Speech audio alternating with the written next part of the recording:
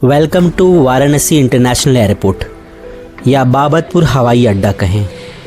जी हाँ दोस्तों, इसे लाल बहादुर शास्त्री इंटरनेशनल एयरपोर्ट कहते हैं और आज मैं जाने वाला हूँ अपने आकाशा एयरलाइन से मुंबई के सबसे नवी मुंबई इंटरनेशनल एयरपोर्ट पे। जी हाँ दोस्तों, ये मेरी फ़र्स्ट फ़्लाइट जर्नी है वाराणसी से नवी मुंबई इंटरनेशनल एयरपोर्ट के लिए और देखते हैं कितना खूबसूरत और इंटरनेशनल लुक है इस एयरपोर्ट का।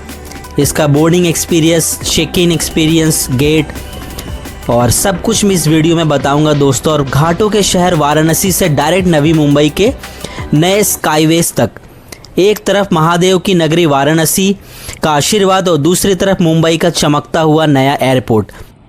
निकल पड़े हैं वाराणसी एयरपोर्ट जाने के लिए। हम इस वक्त हाईवे पे खड़े हैं और हमने ऑटो लिया है हाईवे से, 50 रुपये इसका किराया है। वाराणसी एयरपोर्ट दोस्तों जौनपुर से 48 किलोमीटर की दूरी है और मैं जौनपुर से आया जिसका किराया था बस का 73 रुपये और वाराणसी शहर से 24 किलोमीटर की दूरी पर है वाराणसी एयरपोर्ट।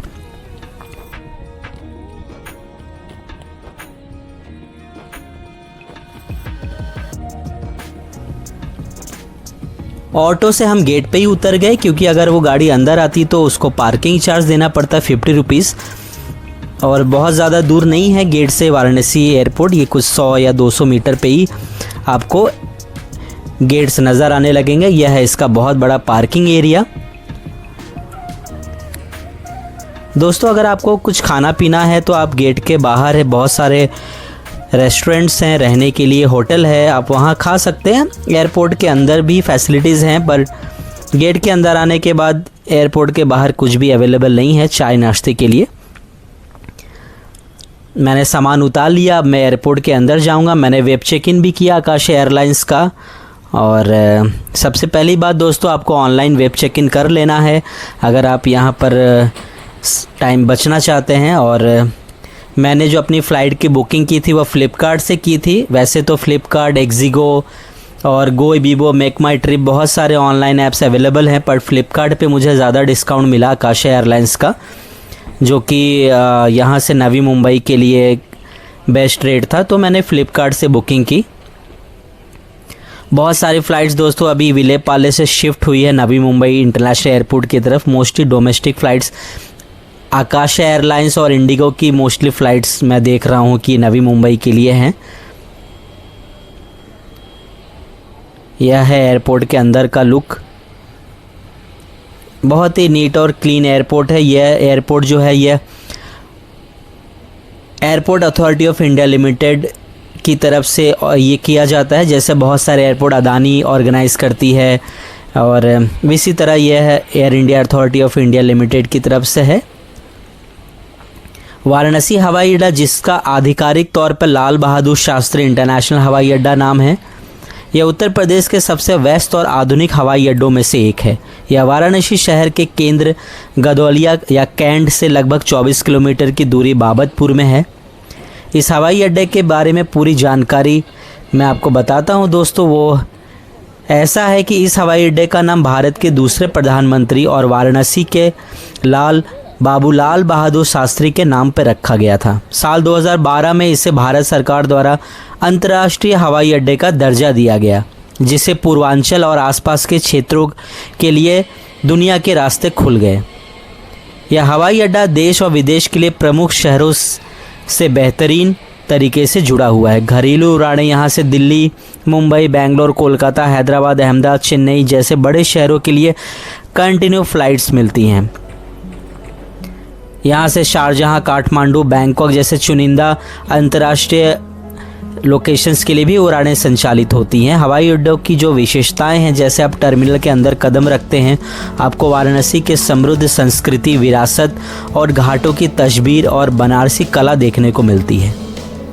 यहाँ 2 टर्मिनल है दोस्तों, 1 और 2 जो है वो ग्राउंड फ्लोर पे है, 4, 5, 6 जो है वो फर्स्ट फ्लोर पे है। मोस्टली फर्स्ट फ्लोर पे जो फ़्लाइट्स लगती हैं एरो बीच कनेक्टेड है। अगर 1 या 2 गेट पे आपकी फ़्लाइट है तो बाई बस आपको जहां फ़्लाइट पार्क है वहां पर बस से ले जाया जाता है। हमें बस से ले जाया गया था क्योंकि मेरी जो आकाशा एयरलाइंस का जो गेट था वो 2 नंबर पे था, तो मैं बस से यहाँ ग्राउंड पे आया जहाँ यह आकाशा एयरलाइंस की फ़्लाइट अभी तैयार हो रही है। जो पैसेंजर उतरे हैं वो अब जा रहे हैं और हम एंट्री करेंगे। तो साफ़ सफाई और कुछ, यह देखिए वह बस है जिससे हम आए थे।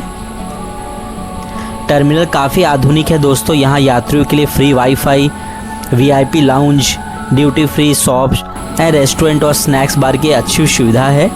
आकार में बहुत बड़ा न होने के कारण यहाँ check in, security, baggage claim की प्रक्रिया काफ़ी तेज़ और आसानी से हो जाती है। बाबा विश्वनाथ की नगरी और बौद्ध तीर्थस्थल सारनाथ आने वाले पर्यटकों और तीर्थयात्रियों के लिए यह हवाई अड्डा सबसे सुगम और आरामदायक जरिया है। अब हम उड़ चुके हैं नवी मुंबई के लिए और दोस्तों मैं पहुंच गया हूं नवी मुंबई इंटरनेशनल एयरपोर्ट पर। मैं फ़्लाइट से बाहर आया और मैं जा रहा हूं अपना बैग कलेक्ट करने के लिए। बैग जो है वो 1 नंबर पर बोल रहे हैं, अनाउंस कर रहे हैं कि 1 नंबर का मिलेगा। और देखिए दोस्तों ये इंटरनेशनल एयरपोर्ट, मैं first time Navi Mumbai international airport पे उतरा हूँ। यह एयरपोर्ट लगभग बनकर तैयार हो गया है और साल 2025 में इसके पहले फ़ेज़ में कमर्शियल उड़ानें उड़ चुकी हैं, जिससे मुंबई एयरपोर्ट का ट्रैफिक का दबाव काफ़ी कम हो गया है। बाकी दोनों एयरपोर्ट पे बहुत लोडिंग होने की वजह से इस एयरपोर्ट को बनाया गया है। 2 एयरपोर्ट जो थे वो वेस्टर्न में है, अंधेरी में और विलेपार्ले में। सेंटाक्रूज जिसे डोमेस्टिक एयरपोर्ट कहते हैं, टर्मिनल 1, अंधेरी को टर्मिनल 2, और यह है नया Navi Mumbai international airport.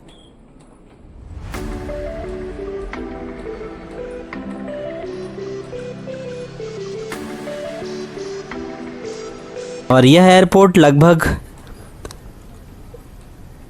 Panvel station जो है वो सबसे नियरेस्ट शहर है, उलवे में है यह नवी मुंबई इंटरनेशनल एयरपोर्ट। पनवेल शहर यहाँ से 13 से 14 किलोमीटर की दूरी पर है और इसके बेसमेंट में हमें जाके टैक्सी करनी है। ओला, उबर, रैपिडो जैसे कुछ कार सर्विसेज अवेलेबल हैं। ये देखिए यह बैग कलेक्ट करने वाली जगह दोस्तों, कितना सारा बना हुआ है गेट।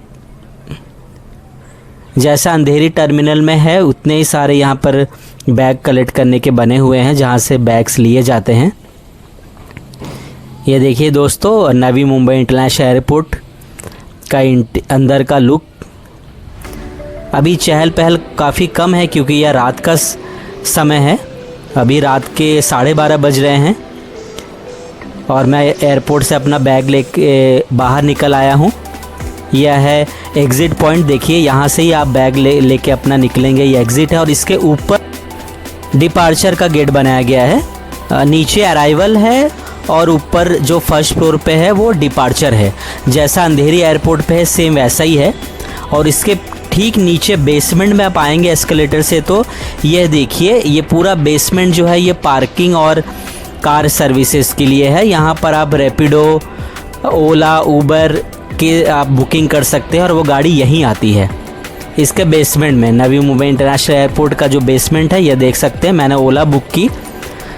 यहाँ रेट बहुत ज़्यादा है बुकिंग के टाइम, तो आप ये ध्यान रखिएगा कि नाइट के समय चार्जेस बहुत ज़्यादा लगते हैं ओला उबर की। तो दोस्तों मिलते हैं मेरे नेक्स्ट ब्लॉग में। आप बताइएगा यह मेरा वीडियो कैसा लगा। चैनल सब्सक्राइब करिएगा, चैनल पे नए हैं तो धन्यवाद।